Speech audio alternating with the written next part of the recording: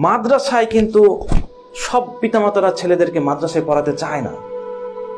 দেখবেন যত ভালো ভালো স্টুডেন্ট তাদেরকে আগেই দিয়ে দেবে ইংলিশ মিডিয়াম, যে আমার ছেলে মানে ছোটবেলা থেকে একটু তুখোর মাইন্ডেড, বোঝা যায় না, 3-4 বছর পর্যন্ত তো বাবা মার কাছেই থাকে, বাবা মা বুঝতে পারে যে এ কোন মাইন্ডের ছেলে হবে, একে কোথায় দিলে ভালো হবে। কিন্তু মাদ্রাসায় কখনো মেধাবী ছাত্রদেরকে দিতে চায় না।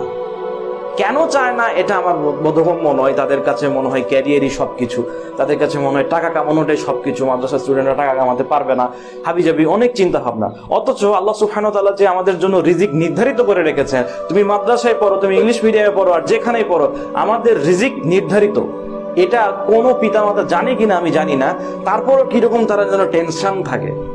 মহান রব্বুল আলামিন যিনি আমাদেরকে সৃষ্টি করেছেন, প্রত্যেকটা সৃষ্টির স্রষ্টা যিনি, তার কোনো টেনশন নাই, তার কাজগুলো করতে। আর আমার পিতামাতা টেনশন হয়ে যায় মাদ্রাসায় পড়ালে কি হবে না হবে।